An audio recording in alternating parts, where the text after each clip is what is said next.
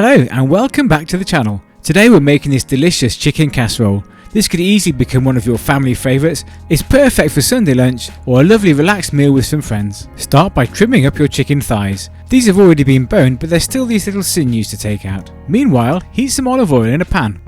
Once it's warmed up, tilt the pan like this to distribute the oil evenly. Next, add your trimmed chicken. Don't overcrowd the pan, so only put a few in at a time. If you overcrowd the pan, they'll start to sweat rather than fry, and what we're looking for is a nice brown tinge. Season with a bit of salt and pepper, and then once it's nice and brown underneath, it should lift fairly well. So turn it over and fry the other side as well. Once you're happy that they've been browned all over, simply remove them from the pan and put to the side. Then carry on frying the remaining batches. While the chicken's doing its thing, we can move on to prepare the mushrooms. Start by brushing off any bits of mud. If you've not got a mushroom brush like this, then a very slightly damp kitchen roll will do a good job as well. If you've got something like baby button mushrooms, you can leave them whole, but for this size of mushroom, I'm going to use quarters. Next, let's move on to the leek. Strip the outer leaves if they're looking a bit old, and then trim the very end and cut through the middle right down to the root, but not going through the root. Then rinse this under the tap from the root end down to the green end. This should remove any bits of grit. Then slice up the leek like this. The last thing to prepare at this point is the bacon. I like to trim off the rind, but I don't mind leaving some of the fat on because that all adds to the flavour. And then we just dice it up like this. Once the final batch of chicken has been browned, remove from the pan and add the vegetables. And then the bacon. Give that a nice stir and then leave it to fry so they all get to know each other a bit.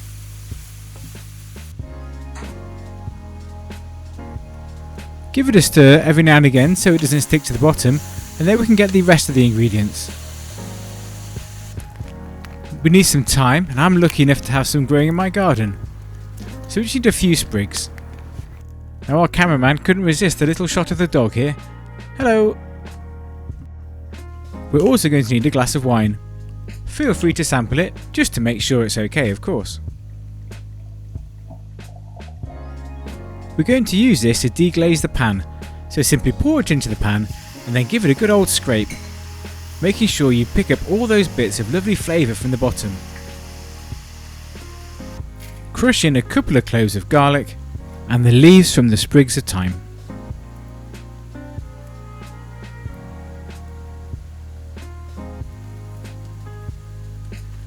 Give that a nice stir, and then we're going to add in the flour.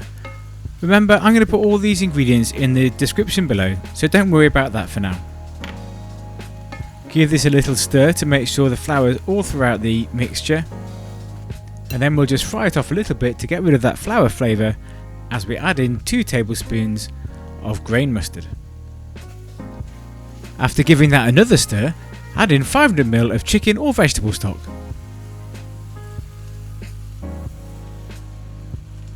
Now of course a chicken casserole wouldn't be a chicken casserole without the chicken, so add that back to the pan, including any juices.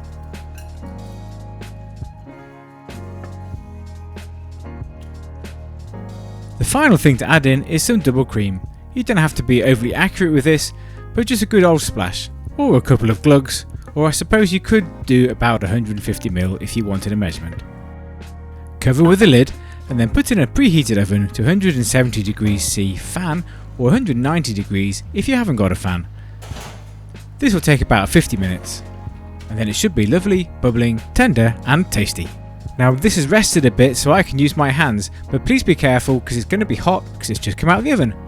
Take a look at this, and in fact while you're at it, take a look at some of our other videos. I hope you've really enjoyed this one, and I hope to see you again soon on Smells Like Home Cooking. Don't forget to subscribe and turn on notifications so you don't miss our next video. Bye for now.